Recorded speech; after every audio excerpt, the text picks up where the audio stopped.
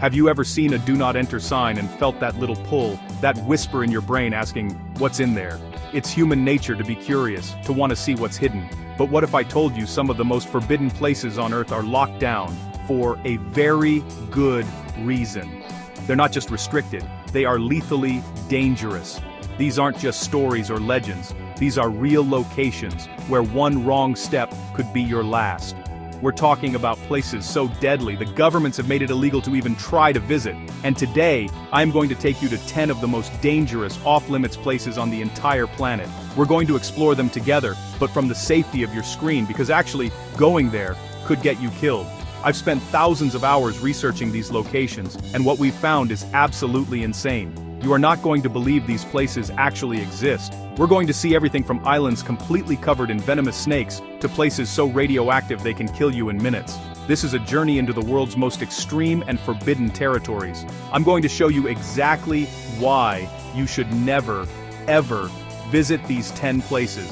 I promise, by the end of this video, you'll understand why some doors are meant to stay closed forever. Are you ready to see what lies behind the keep out signs? Let's get into it.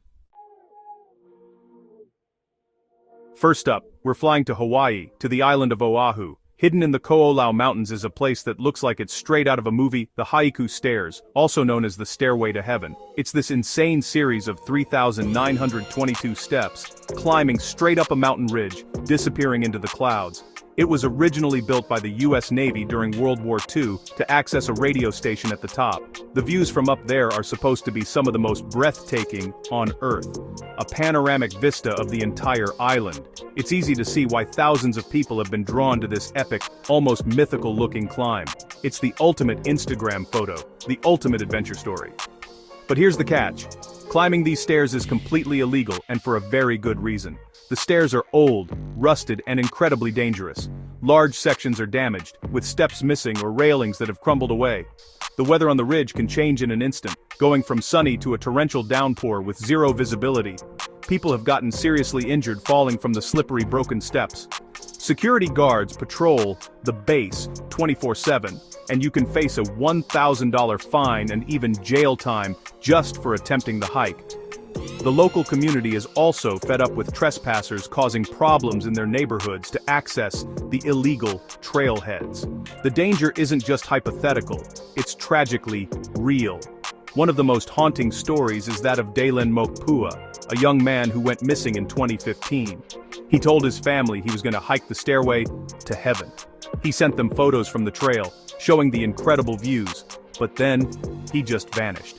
Despite massive search and rescue operations involving helicopters and dozens of volunteers scouring the treacherous terrain, no trace of him was ever found. It's a heartbreaking reminder of how quickly this beautiful place can turn deadly. His disappearance hangs over the stairs like a ghost, a solemn warning to others. The stairs became such a liability and a magnet for dangerous behavior that authorities have been trying to figure out what to do with them for years. They've spent millions on security to keep people away. Finally, after decades of debate, the decision was made. In 2021, the Honolulu City Council voted unanimously to remove the stairs for good. The process is slow and complicated because of the remote and difficult location, but the Stairway to Heaven is officially condemned. It's a symbol of a place so alluring that people would risk their lives and freedom, but so dangerous that it has to be erased from the landscape.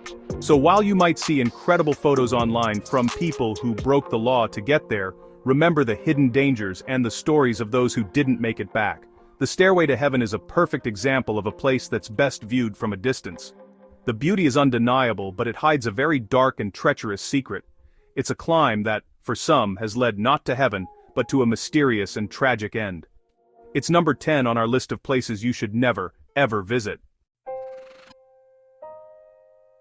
Okay, if you have a fear of snakes, you might want to skip this next one. Seriously. We're heading to the coast of Brazil, about 90 miles from Sao Paulo, to a place called Ilha da Queimada Grande. You probably know it by its more famous name, Snake Island. This place is so unbelievably dangerous that the Brazilian government has made it illegal for anyone to land there. The only people ever allowed are a handful of carefully selected scientists and the Brazilian Navy, who make one trip a year to maintain the lighthouse. And they do not stick around. Why is it so forbidden? Because this island is home to one of the highest concentrations of venomous snakes anywhere in the world. We're not talking about a few garden snakes here and there. We're talking about an estimated 1 to 5 snakes per square meter. Think about that. Everywhere you could possibly step, there's a snake. And not just any snake. The island is the exclusive home of the golden lancehead pit viper, one of the most venomous snakes on the entire planet. Its venom is so potent it can melt human flesh and kill a person in under an hour. The legends surrounding this island are pure nightmare fuel. One story tells of a fisherman who unknowingly landed on the island to pick bananas. He was found days later in his boat, dead, lying in a pool of his own blood, covered in snake bites.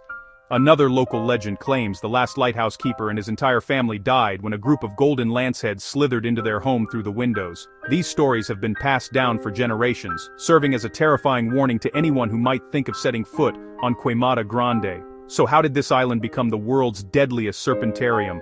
Scientists believe that around 11,000 years ago, rising sea levels cut the island off from the mainland, trapping a population of snakes there.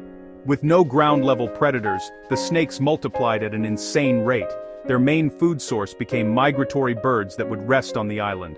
To catch these birds before they could fly away, the snakes evolved an incredibly fast-acting and powerful venom, making them 5 times more potent than their mainland cousins. They literally evolved to become the most efficient killing machines possible.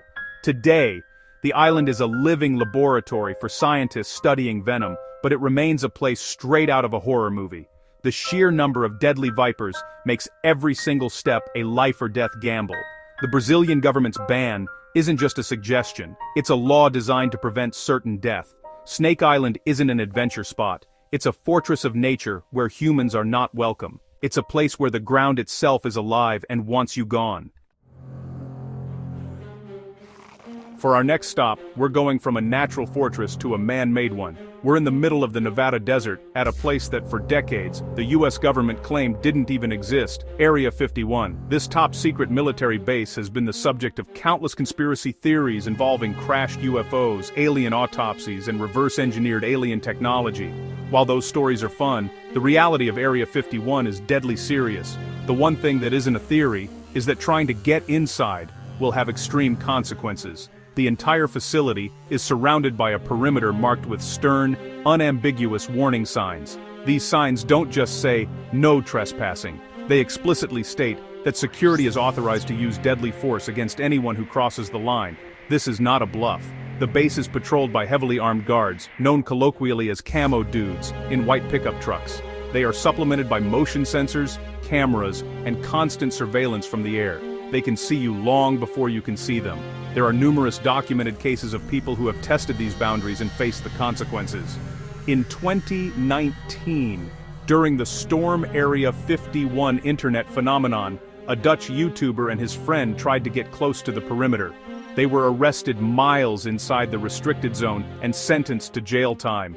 In another incident, a man was shot and killed by security after he drove his car through a security checkpoint at a nearby related facility. The message is crystal clear. The warnings are real, and the security forces are not playing games. What exactly are they protecting so fiercely? While the alien theories are popular, the official purpose of Area 51 is as a flight testing facility. This is where the military develops and tests its most advanced and secretive aircraft. We're talking about legendary spy planes like the U-2 and the SR-71 Blackbird and the F-117 Nighthawk stealth fighter. These were technologies decades ahead of their time, and their existence was a closely guarded secret. The extreme security is in place to protect cutting-edge military technology worth billions of dollars, not little green men. So, while the idea of finding an alien spaceship is tantalizing, the reality is that any attempt to breach Area 51's security would be a foolish and potentially fatal mistake. You would be met with armed guards who have the legal authority to end your life to protect national security secrets. The desert around the base is vast and unforgiving, and the surveillance is total. Area 51 remains one of the most heavily guarded and impenetrable places on Earth, a black hole of information where curiosity can, and will, be met with lethal force. From the dry desert, we're now plunging deep underwater into the Red Sea, off the coast of Dahab, Egypt. Here you'll find a place of breathtaking beauty that, actually hides a sinister secret, the blue hole. From the surface, it just looks like a stunning deep blue circle in the middle of a coral reef, a paradise for snorkelers and divers. It's a submarine sinkhole, about 400 feet deep, and it's one of the most famous and honestly infamous dive sites in the world. Thousands of divers flock here every year, drawn by the crystal-clear water and the incredible marine life. But this beautiful spot has a much darker nickname: the Diver's Graveyard. The danger doesn't lie in the main hole itself, which is a relatively straightforward deep dive. The real killer is a feature on its side, a horizontal tunnel known as the Arch, located about 180 feet down. The Arch connects the blue hole to the open sea. To experienced technical divers, it's a challenging and beautiful passage, but to the unprepared, it's a deadly trap. The entrance is deceptive, and many recreational divers, lured by the challenge, attempt it without the proper training or equipment. The problem is nitrogen narcosis. At that depth, the high pressure of the water causes the nitrogen in a diver's breathing gas to have an intoxicating effect. It clouds your judgment, impairs your coordination, and can cause confusion and euphoria. Divers suffering from narcosis might not realize how deep they are, they might forget to check their air supply, or they might become disoriented inside the 85-foot-long tunnel. They swim into the Arch, get lost in the dark, and by the time they realize their mistake, it's just too late. They run out of air and never make it out. The walls outside the blue hole are grimly decorated with memorial plaques for the divers who have perished here. It's a sobering underwater cemetery.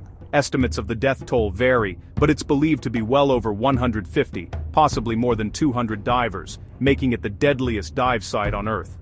One of the most tragic and famous cases is that of Yuri Lipsky, a Russian diver whose final moments were captured on his own helmet camera.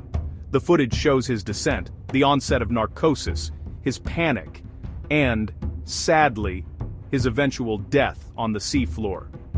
It's a harrowing and terrifying piece of evidence of just how quickly things can go wrong.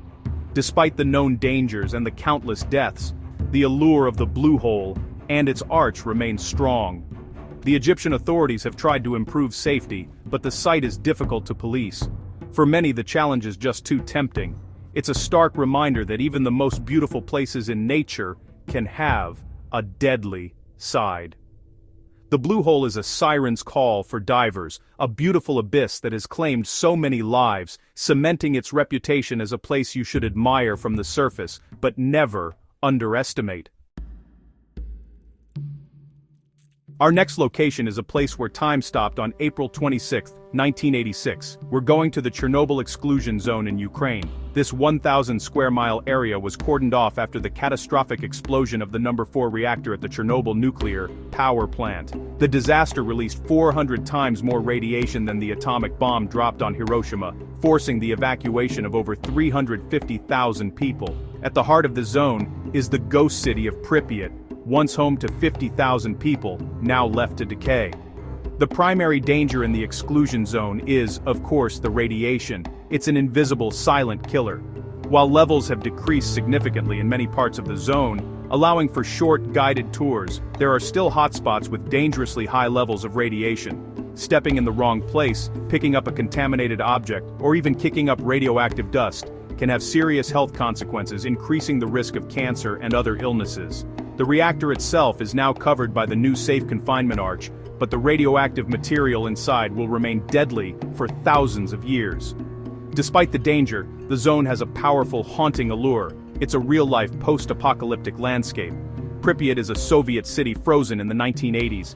You can see schoolrooms with books still open on desks, a massive Ferris wheel that was never used, and apartments where personal belongings were left behind in the rush to evacuate.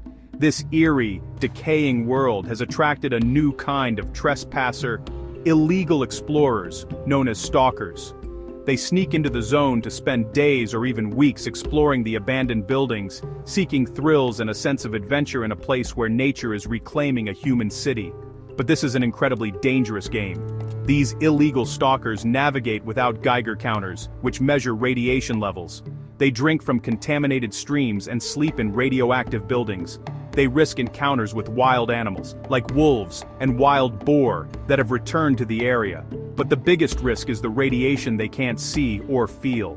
They are exposing themselves to unknown doses of radiation that could have long-term, devastating effects on their health. They are gambling with their lives for an extreme urban exploration experience. The Chernobyl exclusion zone is a powerful monument to the catastrophic potential of nuclear power. While official tours offer a safe, controlled glimpse into this tragedy, the temptation to explore deeper on your own is a deadly one. The invisible poison of radiation still saturates the soil, the buildings, and the water. The ghost city of Pripyat is not an amusement park. It's a tomb, a permanent warning to the world. It's a place where the past is deadly and the future is uncertain, and wandering off the beaten path could be the last mistake you ever make. Imagine an island so isolated that the people living there have had no contact with the modern world. They are one of the last uncontacted tribes on Earth. This is the reality of North Sentinel Island, part of the Andaman Islands in the Bay of Bengal, India. The people who live here, the Sentinelese, have rejected all attempts at contact, often violently. They have lived in near-total isolation for an estimated 60,000 years, making them one of the most mysterious and vulnerable populations on the planet. The danger of visiting North Sentinel Island is twofold. The most immediate threat comes from the Sentinelese themselves. They are fiercely protective of their home and their isolation. History is filled with examples of their hostility towards outsiders. In 1974, a National Geographic film crew attempting to make a documentary was met with a volley of arrows, with the director being shot in the thigh. In 2006, 2 fishermen whose boat drifted ashore were killed by the tribe. The message has been consistent for centuries. Stay away. The most recent and widely publicized incident occurred in 2018. An American missionary named John Allen Chow paid local fishermen to illegally take him to the island. He believed it was his mission to convert the Sentinelese to Christianity. On his first attempts, he was shot at with arrows. Undeterred, he returned one last time. The fisherman later saw the tribespeople dragging his body on the beach. His body was never recovered. This tragedy highlighted the extreme danger of approaching the island, but the danger goes both ways. The other reason this island is forbidden is to protect the Sentinelese. Because they have lived in complete isolation, they have no immunity to common diseases like the flu, measles, or even the common cold. A single virus brought by an outsider could potentially wipe out their entire population. They are a fragile link to our deep human past, and contact could lead to their extinction. It's an anthropological and ethical catastrophe waiting to happen. For these reasons, the Indian government has declared it illegal to go within 3 miles of the island. They enforce a strict exclusion zone, not just to protect visitors, but to protect the Sentinelese from us. North Sentinel Island is not a tourist destination. It's the home of a sovereign people who have made it clear they wish to be left alone. Any attempt to visit is not an adventure. It's a dangerous, unethical, and illegal invasion that puts both the visitor and the entire tribe at mortal risk. For our next location, we're climbing to the top of the world, Mount Everest. Reaching the summit, 29,032 feet above sea level, is the ultimate goal for mountaineers, a symbol of human endurance and determination. But there's a part of this epic journey that has a terrifying name: the Death Zone. This is the region above 26,000 feet, where the oxygen levels are so low that the human body can no longer acclimatize. Up here, your body is literally dying with every breath you take. In the death zone, the air has only about a third of the oxygen it does at sea level. Without supplemental oxygen, a climber can survive for only a matter of hours, maybe a couple of days at most. The extreme lack of oxygen leads to hypoxia, which can cause severe altitude sickness, confusion, hallucinations, and impaired judgment. This is combined with hurricane-force winds, temperatures that can plummet to -76 degrees Fahrenheit, and the constant risk of avalanches. It is, honestly, one of the most hostile environments on planet Earth. This is where the majority of deaths on Everest occur. Climbers can succumb to exhaustion, frostbite, or falls. Simple tasks become monumental efforts. Making a wrong decision about when to turn back can be fatal.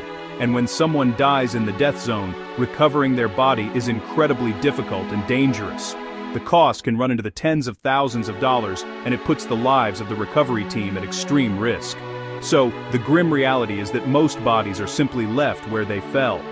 Over the years, the main climbing routes through the death zone have become a morbid open-air graveyard. There are over 200 bodies still on the mountain, frozen in time. Some have become grim landmarks used by other climbers as waypoints.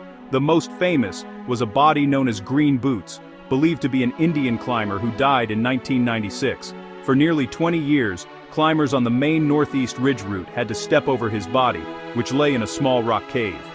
It was a chilling reminder of the thin line between success and death. Climbing Everest is a dream for many, but the death zone is a nightmare. It's a place that pushes the human body past its absolute limits, where the price of a mistake is your life, and where the mountain often keeps its victims forever. It's a testament to the power of nature and a somber reminder that even the greatest human ambitions can end in tragedy on the unforgiving slopes of the world's highest peak. On March 11, 2011, a massive earthquake and subsequent tsunami struck the coast of Japan, leading to a disaster with chilling echoes of our earlier stop. The waves overwhelmed the Fukushima Daiichi nuclear power plant, causing a triple meltdown. It was the most severe nuclear accident since Chernobyl. In the aftermath, the Japanese government established an exclusion zone, evacuating over 150,000 residents from their homes to protect them from the massive release of radioactive contamination. Much like Chernobyl, the danger in the Fukushima exclusion zone is the invisible radiation. Years after the disaster, many of the towns within the zone remain completely empty, frozen in time. Cars sit rusting in driveways, shops are filled with merchandise, and homes are exactly as they were left on that frantic day.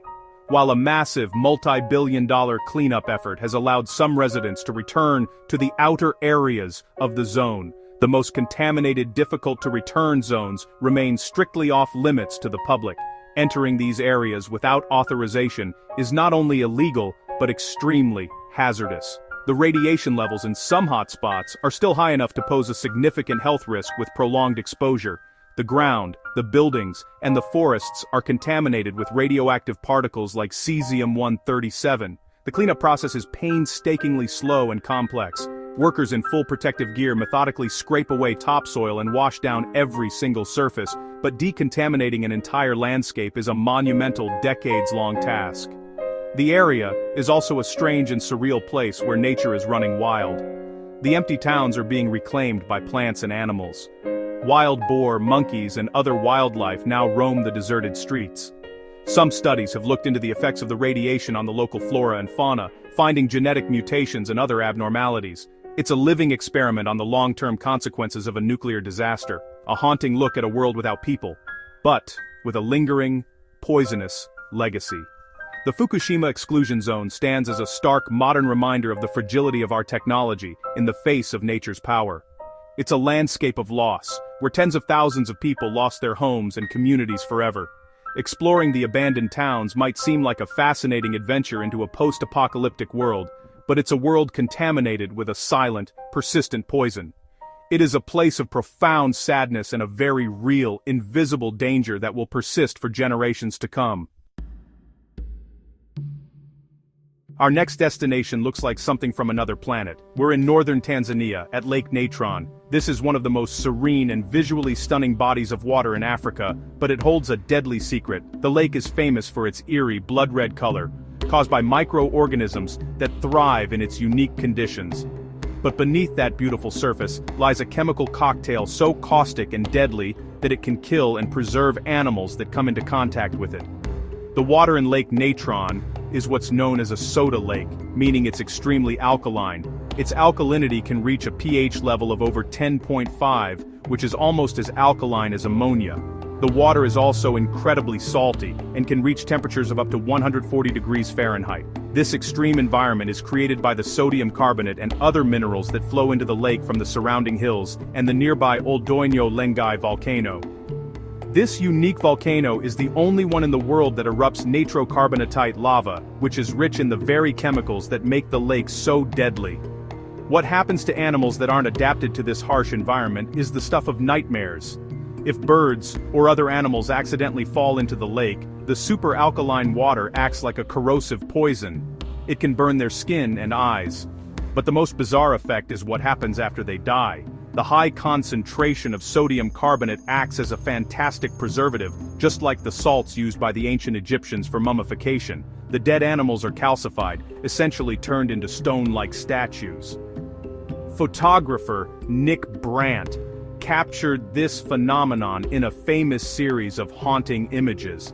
He found the calcified bodies of birds and bats washed up on the shoreline and posed them as if they were still alive. The photos look like mythical creatures turned to stone by Medusa's gaze, but it's a real, natural process. The lake literally mummifies its victims, leaving these perfectly preserved, stone-like carcasses as a warning to other animals.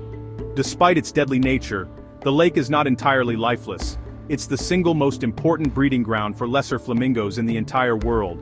These birds have adapted to the caustic water with tough skin and scales on their legs, allowing them to nest on the salt islands that form in the lake, safe from predators who can't handle the toxic water.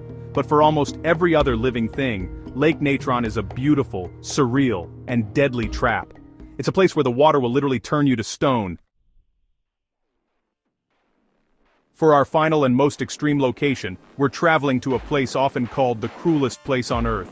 This is the Danakil Depression, located in northeastern Ethiopia, spanning a vast, desolate landscape that sits more than 400 feet below sea level. This is officially the hottest inhabited place on the entire planet. The average year-round temperature is a sweltering 94 degrees Fahrenheit, but it regularly soars to over 122 degrees. It's a place that feels less like Earth and more like the surface of Venus.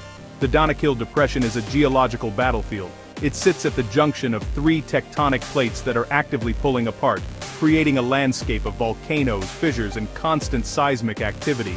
The ground is a vibrant, psychedelic tapestry of colors, bright yellows, oranges, and greens. But these beautiful colors are not from flowers. They're from sulfur, salt, and other mineral deposits bubbling up from deep within the earth. The air is thick with the smell of sulfur and is laced with toxic gases like chlorine and sulfur dioxide. This isn't just an uncomfortable place, it's actively hostile to human life. The extreme heat can easily cause fatal heat stroke. The toxic volcanic gases can choke and poison you. The ground itself is unstable, with thin crusts of salt that can break, plunging you into pools of boiling, acidic water underneath. There are vast salt flats, acidic hot springs, and volcanoes that spew lava. It is a relentless, punishing environment where every element seems designed to kill you. Despite these hellish conditions, people do live and work here. The Afar people, a nomadic tribe, have inhabited this region for centuries. They endure the brutal heat to mine salt from the vast salt flats, a practice that has changed little over hundreds of years. They lead camel caravans on multi-day journeys across the depression to transport the salt to market. They are some of the toughest people on Earth, uniquely adapted to survive in a place that would kill most outsiders in a matter of hours. While it's technically possible to visit the Danakil Depression with an experienced guide, it remains one of the most dangerous and challenging tourist destinations in the world. The political situation in the region can also be volatile. It is a place of brutal, raw, and alien beauty, but it's a beauty that comes with extreme and ever-present danger. It has rightfully earned its title as Hell on Earth, and it's the final, and perhaps most inhospitable, place on our list of locations you should never visit. And there you have it, 10 of the most dangerous, forbidden, and absolutely terrifying places on planet Earth. From the invisible radiation of Chernobyl to the venomous snakes of Snake Island and the hellish heat of the Danakil Depression, these locations show just how powerful and unforgiving our world can be. Human curiosity is an incredible force. It drives us to explore, to learn, and to push boundaries. But as we've seen today, some boundaries are there for a very, very good reason. These places aren't just lines on a map. They are real-world environments where the stakes are life and death. They are protected by governments, by nature, and sometimes by people who want nothing more than to be left alone. While the adventurer in all of us might be tempted by the allure of the forbidden, the price of admission to these places is far too high. It's a gamble with your life that you are almost guaranteed to lose. So, thank you for joining me on this virtual tour of the world's deadliest spots. It's amazing that we can explore these places and learn their stories without ever having to face the danger ourselves. Remember to subscribe for more insane adventures, because we're always looking for the next craziest thing to show you. Stay safe, stay curious, but maybe keep your adventures virtual for these spots.